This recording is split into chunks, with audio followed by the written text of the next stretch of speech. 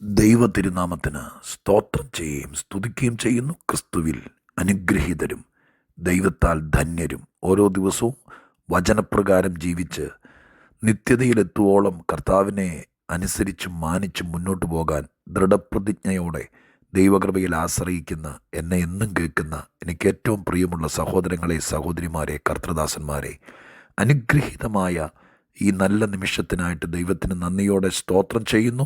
കർത്താവിൻ്റെ തിരുസന്നിധാനത്തിലായിരിക്കുന്ന എല്ലാവരെയും കർത്താവ് ആവോളം അനുഗ്രഹിക്കട്ടെ എന്ന് ആത്മാർത്ഥമായി പ്രാർത്ഥിച്ചുകൊണ്ട് ഇന്ന് ദൈവത്തിൻ്റെ പരിശുദ്ധാത്മാവിൻ്റെ ഹൃദയത്തിൽ തന്നിരിക്കുന്ന ഒരു സ്വർഗീയ ആശയം നമ്മുടെ ജീവിത വിജയത്തിന് ഒരു മുന്നറിയിപ്പിന് ഒപ്പം ഒരിക്കൽ പോലും അബദ്ധം പറ്റാതെ നമ്മുടെ കയ്യിൽ സ്വർഗം തന്നിരിക്കുന്ന മൂല്യതയേറിയ ദൈവീക കൃപയെ ഒരിടത്തും അടിയറ പറയാതെ അനുഗ്രഹപൂർണ്ണമാക്കി നിത്യതയോളം ദൈവത്തിൻ്റെ കൈപിടിച്ച് നടക്കാൻ പര്യാപ്തമാകേണ്ടതിന് ഉതകുന്ന ഒരാത്മീക ചിന്ത നിങ്ങളോട് പങ്കുവെക്കേണ്ടതിന് കർത്താവിൽ ശരണപ്പെടുകയാണ്. ദൈവവചനത്തിലേക്ക് കടക്കുന്നതിനേക്കാൾ മുമ്പ് വചനം തന്നും ആലോചന തന്നും എപ്പോഴും ബലപ്പെടുത്തുന്ന മഹാദൈവത്തിന് നന്ദിയോടെ സ്തോത്രവും സ്തുതിയും മഹത്വവും പുകഴ്ചയും കരയറ്റിക്കൊണ്ട് തിരുവചനത്തിലേക്ക് നിങ്ങളുടെ ശ്രദ്ധയെ ക്ഷണിക്കുന്നു. വിശുദ്ധ ബൈബിളിലെ ഉൽപ്പത്തി പുസ്തകം 25-ാം അധ്യായത്തിൻ്റെ 29 മുതൽ 32 വരെയുള്ള വാക്യങ്ങൾ ഞാൻ നിങ്ങളെ വായിച്ചു കേൾപ്പിക്കാം. ഉൽപ്പത്തി പുസ്തകം 25-ാം അധ്യായം 29 മുതൽ 32 വരെയുള്ള വാക്യങ്ങൾ. വാക്യം ഇപ്രകാരമാണ്: ഒരിക്കൽ യാക്കോബ് ഒരു പായസം വെച്ചു. ഏശാവ് വെളിമ്പ്രദേശത്ത് നിന്ന് വന്നു. അവൻ നന്ന ക്ഷീണിച്ചിരുന്നു. ഏശാവ് യാക്കോബിനോട്, ആ ചുമന്ന പായസം കുറെ എനിക്ക് തരണം, ഞാൻ നന്നായി ക്ഷീണിച്ചിരിക്കുന്നു എന്ന് പറഞ്ഞു. നിൻ്റെ ജ്യേഷ്ഠാവകാശം ഇന്ന് എനിക്ക് വിൽക്കുക എന്ന് യാക്കോബ് പറഞ്ഞു. അതിന് ഏശാവ്, ഞാൻ മരിക്കേണ്ടി വരുമല്ലോ, ഈ ജ്യേഷ്ഠാവകാശം എനിക്ക് എന്തിന് എന്ന് പറഞ്ഞു. വളരെ സുപരിചിതമായിരിക്കുന്ന ഒരു സൺഡേ സ്കൂൾ സ്റ്റോറിയാണത്. യാക്കോബ് ഏശാവ് സംഭവത്തിലെ ഏറ്റവും ശ്രദ്ധേയമായിരിക്കുന്ന ചിന്തകളിലൊന്ന്, സംഭവങ്ങളിലൊന്ന്. യാക്കോബിനെക്കുറിച്ച് ഉപായിയാണെന്നും ചതിയനാണെന്നും വഞ്ചകനാണെന്നൊക്കെയുള്ള ഒരുപാട് കാര്യങ്ങൾ നമ്മുടെ ഹൃദയത്തിനകത്ത് കിടക്കുന്നുണ്ട്. ഒരർത്ഥത്തിൽ ഈ വക കാര്യങ്ങളൊക്കെ ആയിരിക്കാം അങ്ങനൊരു ചിന്ത മനുഷ്യ മനസ്സിനകത്ത് യാക്കോബിനെക്കുറിച്ച് ഉണ്ടാകത്തക്ക രീതിയിൽ ഉളവായി തീരത്തക്ക രീതിയിലുള്ള മുഖാന്തരമുണ്ടായത്. എന്താണെങ്കിലും ഏശാവ് എവിടേക്കോ പോയിട്ട് കറങ്ങിച്ചിട്ട് വരുമ്പോൾ യാക്കോബ് തൻ്റെ കൂടാരത്തിനകത്ത് ചുവന്ന പായസം വെച്ച് നോക്കിയിരിക്കുകയാണ്. ഏശാവിന് കൊടുക്കുക എന്ന ചിന്തകളൊന്നൊന്നുമല്ല.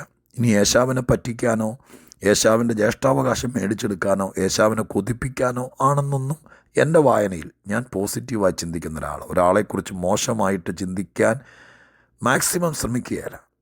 അത്ര തെളിവുകളും കാര്യങ്ങളൊക്കെ ഉണ്ടെങ്കിൽ മാത്രം. ഇപ്പോൾ ചുമ്മാ ഇരിക്കുമ്പോൾ ഈ പായസം വെച്ചുകൊണ്ട് നോക്കിയിരിക്കുന്നത് ഏശാവിനെ പറ്റിക്കാനാണെന്നും അവൻ്റെ ജ്യേഷ്ഠാവകാശം പിടിച്ചു പറിക്കാനാണെന്നൊന്നും ഞാൻ ചിന്തിക്കുന്നില്ല. യാക്കോബ് ഒരു പായസം വെച്ച് നോക്കിയിരിക്കുകയാണ്.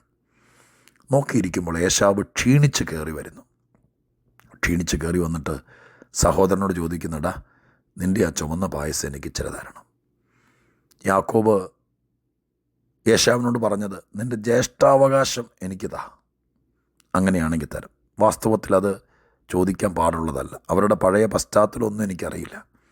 എന്നാലും സ്വന്തം കൂടപ്പുറപ്പ് ക്ഷീണിച്ച് കയറി വന്നപ്പോൾ ഇച്ചിരി പായസം, വേറൊരു ഭാഷ പറഞ്ഞ ഇച്ചിരി ആഹാരം ചോദിച്ചപ്പോൾ ആഹാരത്തിന് വിലപേശാൻ അല്ലെങ്കിൽ അങ്ങനെ പറയാൻ പാടില്ലായിരുന്നു എന്നുള്ളത് പരമാർത്ഥമായ കാര്യം. പക്ഷേ യാക്കോബ് ഏശാവിനോട് ജ്യേഷ്ഠാവകാശം എനിക്ക് താന്ന് പറഞ്ഞു. ഇത് പറഞ്ഞ മാത്രയിൽ ഇവിടെയാണ് ഇന്നത്തെ ചിന്ത നിങ്ങളോട് പ്രസൻറ്റ് ചെയ്യുന്നത്. ഏശാവിൻ്റെ അകത്തൊരു തോന്നൽ വരികയാണ്. ഏശാവ് നല്ലവനാണെന്നോ ദൈവാത്മാവിനാൽ നടത്തപ്പെട്ടുവെന്നോ ദൈവത്തിൻ്റെ കയ്യിൽ ഇതൊന്നും ഞാനിവിടെ സ്ഥാപിക്കുന്നില്ല.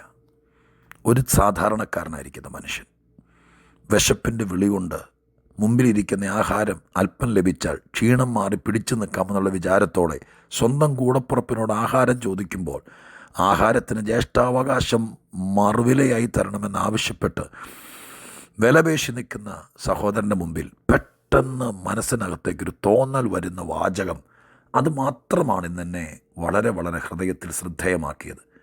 ഈ ഏശാവ് ഈ സമയത്ത് പറയുകയാണ്, ഞാൻ മരിക്കേണ്ടി വരുമല്ലോ, ഞാൻ മരിക്കേണ്ടി വരുമല്ലോ. എന്താണ് ആ വാക്കിൻ്റെ അർത്ഥം?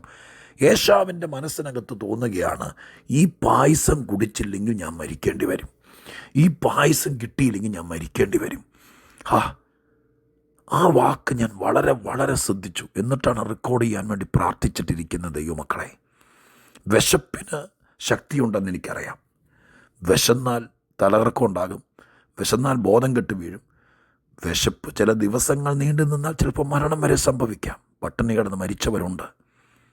പക്ഷേ പുറത്തുനിന്ന് കയറി വന്നു ഒരു ക്ഷീണാവസ്ഥ. ഒരു പുരുഷനല്ലേ, 40 വയസ്സ് പ്രായമുള്ള അധികായനായ, കാട്ടിറച്ചിയും വേട്ടയിറച്ചിയൊക്കെ തിന്ന് നല്ല കൊഴുത്ത് തടിച്ചിരിക്കുന്ന ഒരു ചെറുപ്പക്കാരനല്ലേ. ഒരു നേരത്തെ ആഹാരത്തിൻ്റെ കുറവ് വരുമ്പോഴത്തേക്കും മരിക്കൂ? അല്ല, ഞാൻ ചോദിക്കുന്നത് സമാധാനപൂർവകമായി ചിന്തിച്ചാൽ മതി.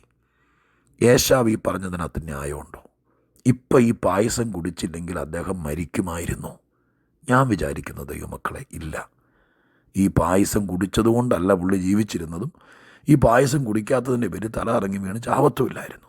പക്ഷെ മനസ്സിനകത്ത് തോന്നുക, ഇത് കിട്ടിയില്ലെങ്കിൽ ഞാൻ മരിക്കും, ഇത് കിട്ടിയില്ലെങ്കിൽ ഞാൻ മരിക്കും. പ്രിയരെ, ഇത് ഒരു ഗ്ലാസ് പായസത്തിൻ്റെ കഥയല്ല ഞാൻ പറയുന്നത്. ജീവിതം സൂക്ഷിക്കണം. നമ്മുടെ മനസ്സിലേക്ക് ശത്രുവായ പിശാച് ഇങ്ങനത്തെ ആശയങ്ങൾ കൊണ്ടിടും. ചില കാര്യങ്ങൾ ഞാൻ കുറച്ചുകൂടെ തെളിച്ച് പറഞ്ഞോട്ടെ.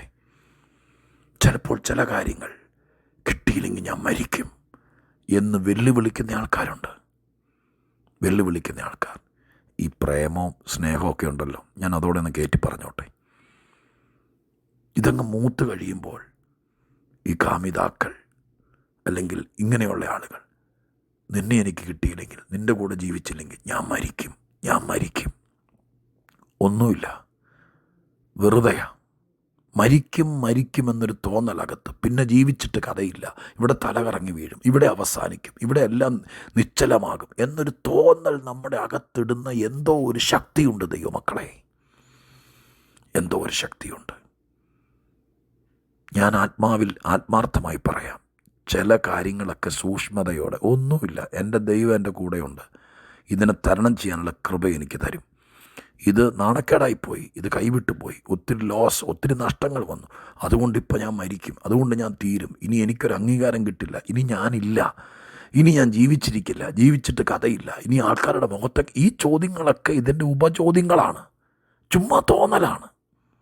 ഇതിനേക്കാൾ വലിയ വിഷയങ്ങളൊക്കെ തരണം ചെയ്തവർ ഇന്നിവിടെ ജീവിച്ചിരിക്കുന്നുണ്ട്.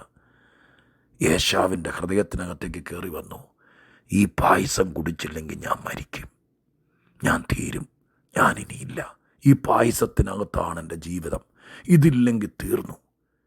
എൻ്റെ പ്രിയപ്പെട്ടവരെ, ഒരു ജോലി, ഒരു ജീവിതം, ഒരു നന്മ, അപ്പം തരേണ്ട 10 സെൻറ്റ് സ്ഥലം, തരാനുള്ള കാശ് കിട്ടാൻ ചിലപ്പോൾ ചില വാക്ക് പറഞ്ഞത്, അങ്ങനെ ഒത്തിരി കാര്യമുണ്ട്.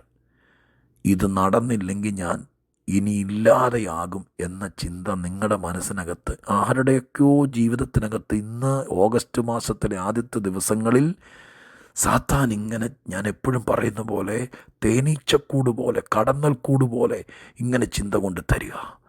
ഞാൻ മരിക്കത്തുള്ളൂ, ഇങ്ങനെ എന്നെ നോക്കത്തില്ല, എൻ്റെ ജീവിതം നഷ്ടത്തിലായി, ഈ രോഗം എന്നെ കൊല്ലത്തുള്ളൂ, എനിക്ക് നാണക്കേടായി, എന്നെ എല്ലാവരും കൂടി പറ്റിച്ചു, അതിനി കിട്ടത്തില്ല, എൻ്റെ ശമ്പളം പിടിച്ചു വെച്ചു, എനിക്ക് കിട്ടാനുള്ള ലക്ഷങ്ങൾ നഷ്ടമായി, ഞാൻ ഡിപ്പോസിറ്റ് ചെയ്ത പൈസ ആ ബ്ലേഡ് കമ്പനിക്കാരൻ പൊട്ടിപ്പോയി, ഇനി ഞാൻ ജീവിച്ചിട്ട്. ഈ ചിന്ത നമ്മുടെ അകത്ത് വന്ന് നമ്മളെ വല്ലാതെ ഇല്ലാതാക്കും.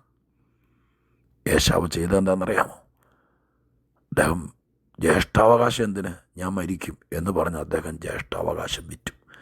ഒരു മനുഷ്യൻ, പ്രത്യേകിച്ച് യഹൂദ പശ്ചാത്തലത്തിൽ ജന്മം കൊണ്ട് കിട്ടിയ മഹാഭാഗ്യം ഒറ്റ നിമിഷത്തെ തെറ്റിദ്ധാരണ കൊണ്ട് അടിയറ വെച്ച് വിറ്റ് മുടിച്ചു എന്ന് വേണം പറയാൻ.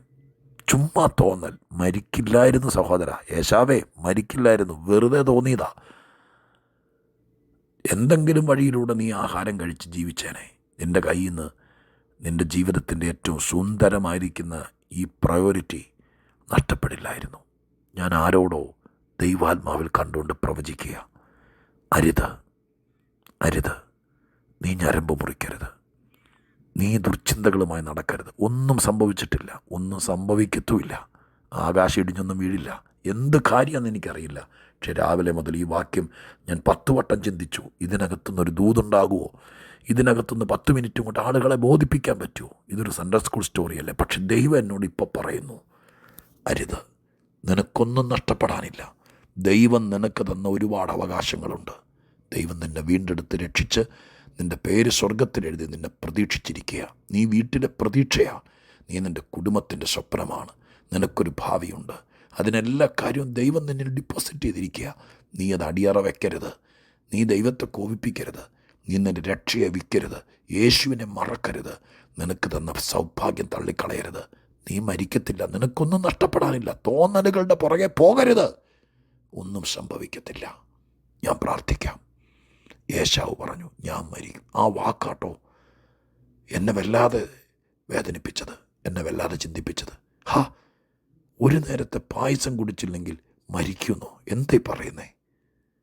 ഇല്ലടോ, മുഴുവൻ പായസം കുടിച്ചില്ലെങ്കിലും മരിക്കുകയില്ല. പിന്നെ ഇപ്പോഴത്തെ ഈ തോന്നലുണ്ടല്ലോ, അത് തങ്ങളെ ചതിക്കും. പെട്ടുപോകരുത്.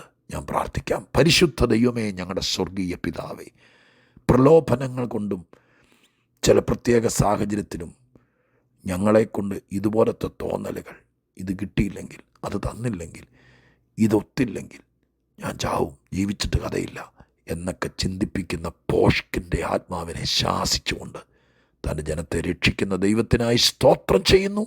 പുകഴ്ചയും മഹത്വമൊക്കെ ദൈവത്തിന് അർപ്പിക്കുന്നു. നാഥ, ഈ ദൂത് ആർക്കൊക്കെ ഉള്ളതാണ് എനിക്കറിയില്ല. കർത്താവിൻ്റെ ആത്മാവ് എന്നെ നിർബന്ധിച്ചത് ഇത് തന്നെ ഇന്ന് തൊടുത്തു വിടുന്ന ശരം പോലെ എയ്തു വിടാൻ. ഞാൻ ലോകത്തിൻ്റെ നാനാഭാഗത്തേക്കും ദൈവാത്മാവിൽ ഈ വചനം അയക്കുന്നു. പരിശുദ്ധാത്മാവേ, അരുത് എന്ന് ദൈവം വിലക്കുന്ന ചിലർക്ക് ഈ ദൂതൊരു പിടിവള്ളിയാകട്ടെ. ഒന്നും സംഭവിക്കില്ല. ശാന്തമായി നിൽക്കാൻ ദൈവാത്മാവ് തന്നെ പറ. അവർ പിടിച്ചു നിൽക്കട്ടെ. അവർക്കുള്ളതൊന്നും നഷ്ടമാകാതിരിക്കട്ടെ. ദൈവസന്നിധി നിന്ന് അവർ തള്ളപ്പെടാതിരിക്കട്ടെ.